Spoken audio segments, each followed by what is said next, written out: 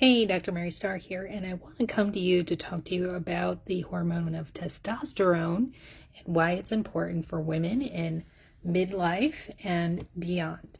So, if you haven't been aware or not, hormones are kind of a big topic these days, especially with my over 50 women, myself being one of them. And I have been on a hormone journey, especially this past year, using both testosterone this past year, estradiol, progesterone, micronized. I've done both patches and micronized progesterone, which currently is the first official pharmaceutical that I've been on in 40 years. But anyway, back to this. I wanted to talk to you about testosterone. I got my test results back, and I kind of, on my wellness journey, on my hormone journey, I realized I had no progesterone.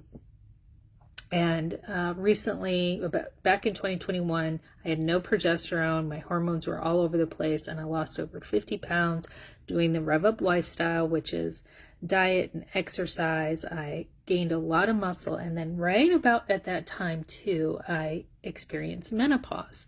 So if we go back to about a year ago, is kind of my official menopause date, the day that you've gone over a year without a period. So fast forward, I started really having some symptoms of both perimenopause and just very odd perimenopausal symptoms. We can go over that in another video. And if you haven't liked and subscribed, please do. I want to make sure that I am serving you and giving you a lot of good content through this. So back to testosterone. So in October of this year, I did hormone pellets with a low dose of estrogen and testosterone, or estradiol and testosterone. And I felt pretty good, but I didn't like how it felt when what happens is they eventually dissolve in your system, and some people can go through them quicker than others. I believe I was one that could go through it quicker because I do a lot of detoxification and all the wonderful techniques that I do. I just think that my body used them up quicker. So I didn't like how I felt necessarily coming off of them. So I switched back in, I think May, I started on hormone patch. So I currently take a progesterone serum to help me with sleep when I wake up if I wake up in the middle of the night. I take a micronized progesterone, and I have a estradiol patch, which I change twice a week. And I really started fluctuating with that, and back in October, I started having a lot of stress. I started emotionally eating, and then I believe the hormones just put about 20 pounds back on my body. So I've been struggling a little bit with the hormones, and I'm feeling like something just isn't right. Like I know I'm missing something. So I got my testosterone tested, and lo and behold, I came up with a number of 22. Now, most physicians, oh, that's fine. Well, how do you feel? That's fine. Women, that's fine. Not really. When you look at the research and some of these top medical women's health doctors really believe that our testosterone should be between 40 and 70 NGDL range, right? So 40 to 70 NGL, where 100, if you're exceeding 100, that's probably too much, but right between 40 and 70. And this is for menopausal women as well too. Now, why do you want to be in that range? Well, I'll tell you, I've been struggling with things like following through, motivation, muscle maintenance, and strength. So this is why you want to keep your testosterone at that level. We'll talk about how to get your testosterone up as well. Muscle maintenance and strength, bone density, energy levels, metabolism, and body composition, right? This helps reduce midlife weight gain, abdominal fat, helps support a leaner body shape. Physical endurance, improves exercise capacity, motivation, mood, recovery time after a workout. Mental clarity, mood stability, confidence and drive, sleep quality. So this is all what having a testosterone level of 40 to 70, right? One of my clients, she came back and they said, oh, I'm fine. My number is 9. No, this is not what the leading women's health doctors are saying, when you are in the menopausal years, you really want your testosterone to stay in that perimenopausal stage of that 40 to 70. And some of you women can, be closer to 100, depending if you're younger and stuff too. So confidence and drive, mood stability, mental clarity, sharpness, focus, and cognitive function, libido, orgasmic function, vaginal tissue health. This is a big one too, right? Because we're all trying the estrogens and the topical estrogens to help with the vaginal tissue health, which is, they do work and they're good, but testosterone also will help with support elasticity, lubrication, and comfort, right? It's often used alongside of estrogen.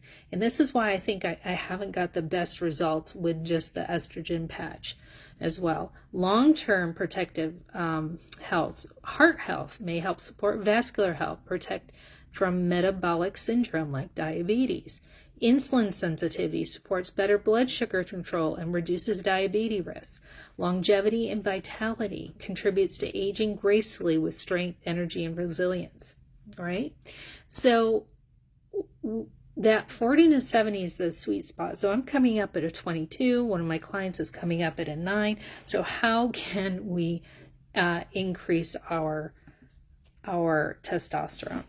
Well, traditional GYNs, traditional doctors, there isn't a pharmaceutical made testosterone for women currently. They are legislatively fighting this. These top women health doctors are fighting to get us this testosterone. So right now we have to use things that are off-label for men, and we have to do it based on coming to the doctor and saying, I have absolutely no libido, and they write you a little diagnosis and then you can get this. So if you're using something like MIDI Health like I am, unfortunately, they do have physicians who do that, but it is a controlled substance because testosterone, people use it to, I guess, bulk up and all those things too. So you have to go through a specific doctor. So I chose MIDI Health because I knew this was the direction I was going on, but I didn't realize I'm charged all this to go through this doctor. And then when we finally get to the point where they've tested my testosterone, because you do have to test your testosterone before they will do this. Now they're like, oh, you have to go to this other doctor. So I'm a little not happy about that, but otherwise they're so-so, they're okay. But that's MIDI Health. So how do you increase your testosterone naturally? Well, I remember old Mr. Boyce. Those of you who went to Volney Elementary School. I remember I had just had my first child or second child, and I went to the gym and I was working out with a trainer, and he was there every single day, and he was lifting, and he had type 2 diabetes. And he goes, oh yes, he goes, I lift every day because I've gotten rid of my diabetes and my testosterone numbers have gone up. And I just remember that was the first time. And I'm like, oh yeah, I think I learned that chiropractic school, that lifting weights can help increase our testosterone levels naturally. Another thing that we can do as well is things like sleeping. Our vitamin D levels have a lot to do with our testosterone, particularly for you men out there who your testosterone levels go down too, is that vitamin D. So sunlight, getting proper sleep, all of those things can really help the body to increase testosterone. Protein-rich foods.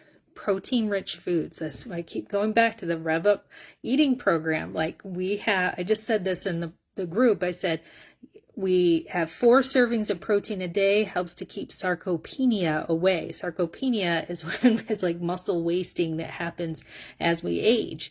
Healthy fats, right? With omega-3s, cholesterol. We actually need cholesterol. If you're on a statin, friend, you're not going to be able to have the proper hormone balance in your body. Statins are bad news. Okay, I'll say it again. Statins are bad news.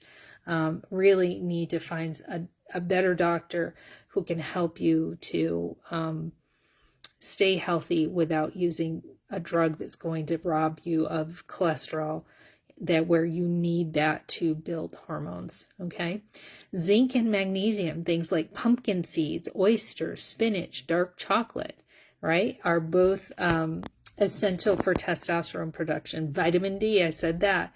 Right? Sunshine or supplements may help. And one of the things they're finding too is that sometimes you can have higher vitamin D levels in your blood, but you're actually not getting it into the cells. Does that make sense? And getting it into the bone. So you really do need the sunshine to help you as well if you can. We talked about strength training, resistance training, even HIIT, high intensity interval training. Can help temporarily raise testosterone. But if you overtrain, right, you will get in like a cortisol cycle, and that actually can lower your testosterone. So you have to be careful of that. Maintaining a healthy weight, excess belly fat increases aromatase activity, the enzyme that turns estrogen or testosterone into estrogen. This is why men, if they let their belly, if they've gained too much weight, they'll end up with like breasts, and that's not good. Muscle preservation, so keeping your muscle is really important. And I know we all, where there's an accident or an emotional thing that happens and we lose a bunch of weight, a lot of people who are on GLP-1s, you really have to be avid, at getting to the gym and lifting and getting enough protein. Super, super important for that. Stress and sleep. Chronic stress raises cortisol, which suppresses testosterone. 7 to 8 hours of quality sleep. Deep sleep stages are when hormone production, including testosterone and growth hormones, happen. So if you do track yourself, that's a great thing to make sure you're getting that deep sleep every night. And you want to limit hormone disruptors. Avoid excess alcohol and smoking. These both lower your hormone levels. Minimize endocrine disruptors like plastics, BPA, pesticides. Make sure you're washing, using your essential oils to clean your veggies, and just being really mindful of that too. I'm really liking this isn't a hormone product, but the Daily Hormone Essentials. This product helps to go in and kind of scrub the cells as well, and scrub the pituitary.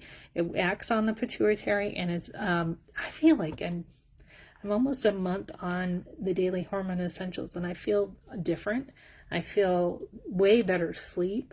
I really like it. Tonight I'm drinking it with my Ninja Red on ice. It's a good supplement. And then some of our products that I can't say that they raise testosterone, but they definitely help support the body, would be our oil of Shutron or Idaho Blue Spruce. Very, very good, which is in the Shutron oil, goldenrod. So those are very good to be using, whether you're a woman or a man, on a daily basis. Let's see. So for us, peri and postmenopausal, we can have a low dose testosterone therapy. It can come in a cream. It can be a pellet. I did kind of like the pellets. I just didn't like the way they kind of felt in there, like that. My body felt like it reacted a little bit to it, like kind of scarred in there or something like that. But I almost like those better than the patches and stuff in just terms of convenience. But again, I talked about that in the beginning. DHEA is a precursor hormone that can convert to testosterone in the body. As a supplement, can raise testosterone in women, but should be monitored again, monitoring your hormones as well. So make sure your thyroid is properly optimized too. This is super important for that too. So remember, women, we have a much lower testosterone than men. You know, raising our testosterone a few points to get into that 40 to 70 range could make a huge difference in our moods, body composition, weight, libido, the list goes on. Huge, right? Motivation. Because part of what I'm finding with women my age and above is we're losing motivation. Why? And I have kind of come back to the hormone piece. And I think testosterone is the biggest in terms of motivation. Estrogen, I don't know, I would say estrogen and progesterone are more like happy and mellow hormones, where testosterone's like the motivation and the drive and peace like that. So bottom line, we need to sleep. We need to strength train. We need to reduce our stress. We need nutrient-rich foods. I always invite you to join us for a reset or a rev up lifestyle program. Super important. Vitamin D, zinc, magnesium. We can all get that. Our Ninja Red has a good amount of magnesium, and of course, the Daily Hormone Essentials has magnesium glycinate in there too. And then seek a professional who can help direct you to the proper hormone balancing for you. Okay?